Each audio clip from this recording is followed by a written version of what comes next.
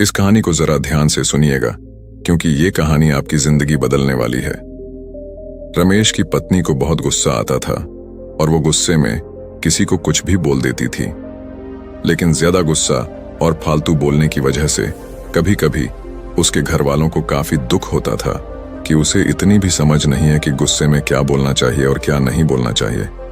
लेकिन गुस्सा करने के बाद जब उसका गुस्सा शांत होता, तब वो आके माफी भी मांगती कि मेरे से बहुत बड़ी गलती हो गई, मुझे क्षमा करें, आगे से मैं ऐसा बिल्कुल नहीं करूंगी। लेकिन इतना करने के बाद भी उसका गुस्सा कभी खत्म नहीं होता था और वह हर छोटी छोटी बात पे गुस्सा और हर छोटी छोटी बात पे चीजों को काफी गुस्से के बोल ना उसकी आदत बन गई थी। उसके गुस्से से उसके घर वाले बहुत परेशान थे और ना चाहते हुए भी इसका इलाज उनको नहीं मिल रहा था। एक समय के बाद गांव के एक व्यक्ति ने उन्हें बताया कि नगर में एक महात्मा आए हुए हैं। सुना है उनके पास हर समस्या का समाधान है। आप सब क्यों ना अपनी बहू को लेके उन महात्मा के पास जाइए, क्योंकि वो सुना है कि वो हर समस्या का समाधान बड़ी ही आसानी से और सरलता से बता देते हैं। अगर आप सब वहां पे जाएं, तो निश्चय ही आपकी समस्या का समाधान मिलेगा। इतना सुनते ही उसके घर वाले उसको लेके उस महात्मा के पास चले गए। चलते चलते वो थक गए और शाम में हो गई, क्योंकि उनका आश्रम बहुत दूर था। देर शाम होते होते वो महात्मा के आश्रम में आखिरकार पहुंच ही गए। महात्मा के आश्रम में जाकर देखा तो वो सभा कर रहे थे और लोगों को प्रवचन दे रहे थे।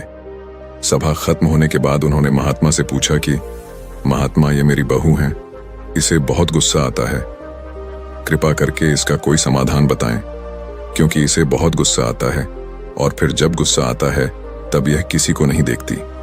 सच झूठ, सही गलत की इसे कोई समझ नहीं रहता।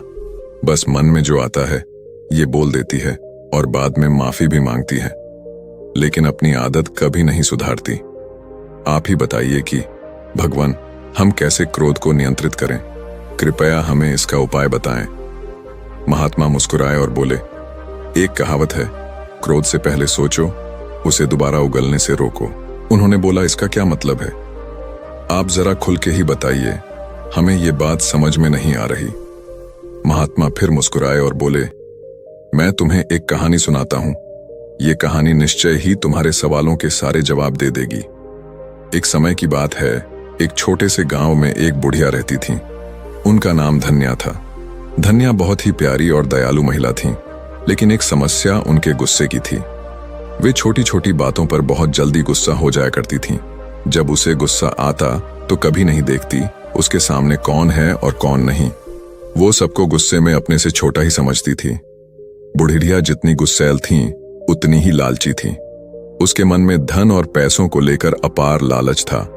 एक समय बुढ़िया के पास खाने को कुछ नहीं बचा और वो पैसे भी नहीं कमान नहीं चाहती थी, तो उसके मन में तरकीब सूझी। उसे याद आया, गांव में मेला लगा है, क्यों ना इस मेले से कुछ लाभ लिया जाए। धन्या ने सोचा कि यह एक अच्छा मौका है कि उनके गुस्से को कुछ सीख मिले। उन्होंने गांव के लड़कों को बुलाया और कहा, मेरे पास एक चुटकुला है, अगर तुम मुझे हंसाओगे तो मैं तुम्हें एक सिक्का दूंगी, लेकिन अगर तुम मुझे हंसा ना पाओगे तो तुम्हें मुझसे 2 सिक्के देने होंगे। अब बुढ़िया अंदर ही अंदर बहुत खुश हो रही थी कि इन बच्चों को बेवकूफ बना के अब मैं पैसे भी कमा लूंगी और मेरा काम भी चल जाएगा। इन्हें भला क्या पता लगता है, बच्चे तो वैसे ही चुटकुला से हंसते हैं। लड़के राजी हो गए। धन्या ने चुटकुला सुनाना शुरू किया, परंतु उनकी बुद्धि इतनी तेज थी, वे सब उस बुढ़िया के बारे में अच्छी तरह जानते थे कि वो लोगों को बेवकूफ बनाती है और वो धन की कितनी लालची है। इसलिए सभी लड़के मिलकर पहले से ही प्लान बना लिए थे कि हमें इसके चुटकुले पर हंसना नहीं है और जो मर्जी हो जाए, हमें बेवकूफ नहीं बनना है। बुढ़िया ने उन लड़कों से पूछा, क्या तुम सभी तैयार हो? लड़कों ने जवाब दिया, हाँ बिल्कुल, हम सब तैयार हैं, आप चुटकुला सुनाओ। फिर बुढ़िया ने एक मजेदार चुटकुला सुनाया, लेकिन किसी भी लड़के ने थोड़ी सी भी हंसी नहीं निकाली। बुढ़िया थरी सहमी, लेकिन उसे 2 सिक्के डबल देने थे, इसीलिए उसने दे दिया। उसके मन में उपाय आया। उसने मन ही मन सोचा, अगले बार वो इससे भी बेहतर चुटकुला सुनाएगी और पक्का सबको हंसा के ही मानेगी। इस बार बढ़िया ने फिर एक चुटकुला सुनाया, लेकिन इस बार भी कोई लड़का नहीं। अब बढ़िया थोड़ा गुस्से में आ गई। वो जितनी बार भी चुटकुले सुनाती, गांव में से कोई भी लड़का नहीं हंसता। वे फिर सब धन्या के चुटकुले पर हंसने के बजाय अपनी हंसी को दबा लिया। उसके बाद धन्या ने एक बार फिर कोशिश की और फिर बार बार, लेकिन हर बार उनके पास 2 सिक्के देने ही पड़े। अब उसके पास कोई चारा नहीं बचा। अंत में बुढ़िया ने जीतने भी सिक्के लिए थे उन लड़कों को दे दिए और वहां से रोते रोते चली गई। उसने सबक लिया कि आज के बाद वो गुस्सा करना छोड़ देगी। इससे धन्या ने सीख ली कि गुस्सा करने से केवल नुकसान होता है। उन्होंने गुस्से को कम करने का निर्णय लिया और अब उनके गुस्से की बारीकी से संभाल रखते थे। उन्होंने समझ लिया कि हंसी और प्रेम के माध्यम से वे अपने आप को और अपने आसपास के लोगों को खुश रख सकती थीं। उसकी ज्यादा लालच और ज्यादा बोलने की वजह से उसने खुद के पैर पे कुल्हाड़ी मारी थी और अब उसने सभी सारा कुछ गंवा दिया। उसके पास अब पश्चाताप करने को भी कुछ नहीं बचा। अंत में वो खाली हाथ घर को लौट गई। इस कहानी को सुनकर लड़की के माँ बाप ने बोला, महाराज अब आप ही बताइए गुस्सा को आखिर कम कैसे किया जाए। आप जो बोलेंगे हम निश्चय ही करेंगे। संत ने कहा, अब मैं तुम्हें जो बातें बताने जा रहा हूं उसे तुम ध्यान से सुनो, क्योंकि यह बातें तुम्हारी जिंदगी बदलने वाली है। कम गुस्सा रखने के कई फायदे होते हैं जो हमारे स्वास्थ्य, संबंध और मानसिक स्थिति को सुधार सकते हैं। 1. स्वास्थ्य सुधार। ज्यादा गुस्सा रखने से हमारे शारीरिक स्वास्थ्य पर बुरा असर पड़ता है। गुस्से के कारण हृदय रोग, उच्च रक्तचाप, मानसिक तनाव और अन्य स्वास्थ्य समस्याएं हो सकती हैं। ये सच है। ज्यादा गुस्सा इंसान को बीमार बना देता है और ज्यादा गुस्सा करने से इंसान चिड़चिड़ा भी बन जाता है और एक गुस्से वाला इंसान हमेशा अंदर से बीमार ही रहता है। कम गुस्से से शारीरिक स्वास्थ्य सुधरता है। इसीलिए अगर तुम्हें स्वस्थ रहना है और इन सारी बीमारियों से बचना है तो तुम्हें कम गुस्सा करने की आदत डालनी चाहिए। 2. बेहतर संबंध। अधिक गुस्से से आसपास के लोग हमसे दूर हो जाते हैं।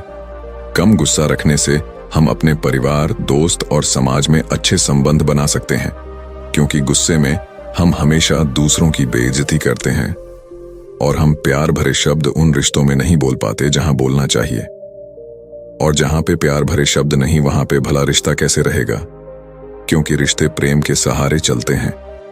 और जिन रिश्तों में प्रेम नहीं, और जिन रिश्तों में तुम प्यार से बात नहीं करोगे, तुम प्यार से बोलोगे नहीं, वहां पे भला रिश्ते कैसे टिकेंगे? इसीलिए रिश्ते को संभालना है तो पहले प्यार से बोलना सीखो। लेकिन तुम प्यार से तभी बोलोगे जब तुम्हें कम गुस्सा आएगा। इसीलिए ये जरूरी है कि तुम कम गुस्सा करो। 3. बेहतर निर्णय। कहते हैं एक अशांत मन कभी भी सही फैसला नहीं ले सकता। इसलिए सही फैसला लेने के लिए मन का शांत होना जरूरी है। लेकिन मन तभी शांत होगा जब तुम्हें गुस्सा कम आएगा।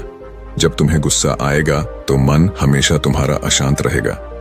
फिर भला तुम ही बताओ, तुम सही फैसले कैसे ले सकते हो? और जब तुम सही फैसले नहीं लोगे तो भला वह जिंदगी का मतलब क्या है? तुम्हारा अस्तित्व ही क्या रह जाएगा? इसीलिए सही फैसले हमारे जिंदगी को बनाते हैं। गुस्से में हम अक्सर उचित निर्णय नहीं ले पाते हैं। कम गुस्सा रखने से हम ठीक से सोच सकते हैं और बेहतर निर्णय ले सकते हैं। 4. मानसिक शांति। जब हम गुस्से में होते हैं तो हमारी मानसिक स्थिति पर अच्छा प्रभाव पड़ता है।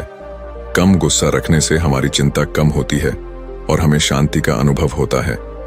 ज्यादा गुस्से में होने से हम अक्सर उच्च स्थितियों में नुकसान उठाते हैं। कम गुस्सा रखने से हम अपनी उच्च स्थिति और सम्मान बनाए रख सकते हैं। इन सभी फायदों से स्पष्ट है कि कम गुस्सा रखना हमारे जीवन को कई तरह से सुधार सकता है और हमें एक सकारात्मक और स्वस्थ दिशा में ले जा सकता है।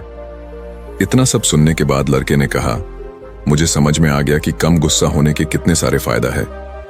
आप अब कृपा करके आप मुझे ये बताइए कि गुस्सा को कम किया कैसे जाए, क्योंकि अभी के लिए ये सवाल जरूरी है। फिर महात्मा ने बोला, तो सुनो। उन्होंने कहा, अभ्यास, ध्यान और चुप रहना। अगर तुम तीनों चीजों को करोगे तो तुम निश्चय ही गुस्से पर विजय पालोगे। जब भी तुम्हें लगे कि तुम गुस्सा करने वाले हो तो तुम बस 10 सेकंड के लिए बोलने से पहले चुप रहो। अपने मन को यही बताओ और समझाओ कि तुम 10 सेकंड तक कुछ नहीं बोलोगे। उसके बाद तुम वहां से हो सके तो चले जाओ। गुस्से में अगर तुम उस जगह को छोड़कर कहीं और चले जाते हो तो तुम निश्चय ही उस पर विजय पालोगे और बिना कुछ बोले तुम वहां जीत जाओगे। और ये तभी होगा जब तुम ध्यान करोगे और जब तुम हर दिन इस बात का प्रयास करोगे। अगर तुम ऐसा कर पाते हो तो तुम्हारी विजय निश्चित है। फिर उस लड़के ने महात्मा का धन्यवाद कहा और वहां से चला गया। उसके जीवन सच में बदल गई। बाकी ये वीडियो आपको कैसी लगी आप हमें जरूर बताएं, और किसी भी तरह का सवाल है तो आप वो भी हमसे पूछ सकते हैं। तब तक हम आपसे मिलते हैं ऐसे एक और मजेदार कहानी के साथ अगले दिन। धन्यवाद।